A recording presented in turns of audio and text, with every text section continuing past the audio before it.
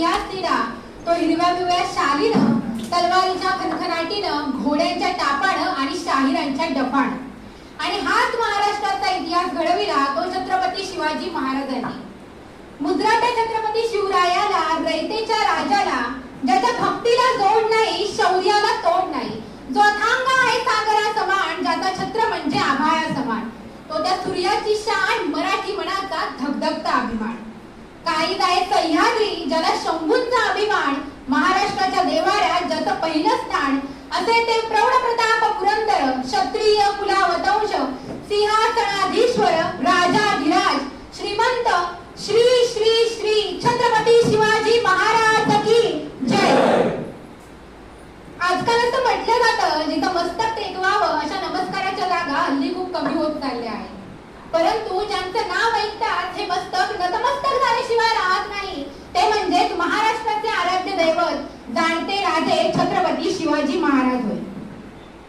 सुमारे 350 वर्षांपूर्वी या महाराष्ट्राच्या मातीमध्ये छत्रपती शिवाजी महाराज आणि छत्रपती संभाजी महाराज यांना मान देऊन कित्येक मराठी मावळ्यांनी स्वराज्यासाठी रक्त सांडले.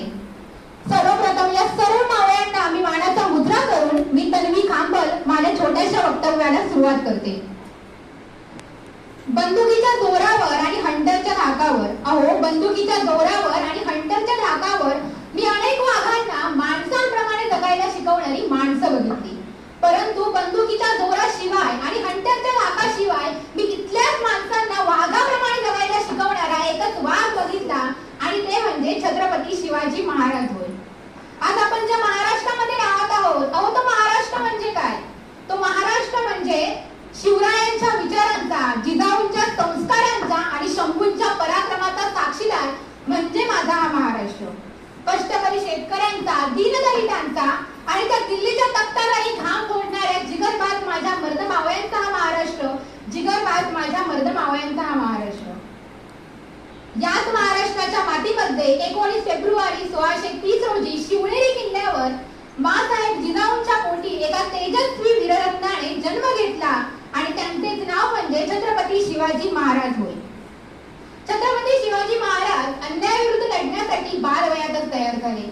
आपले जीवन स्वतःसाठी नसून रयतेसाठी आहे, जगावे तर रयतेसाठी आणि मरावे तर रयतेसाठी या उक्तीप्रमाणे आयुष्यभर ते वाघासारखे जगले. मावळ खोऱ्यातील सर्व मावळ्यांना एकत्र करून छत्रपती शिवाजी महाराजांनी रायरेश्वराच्या पिंडीवर स्वराज्य स्थापनेची शपथ घेतली.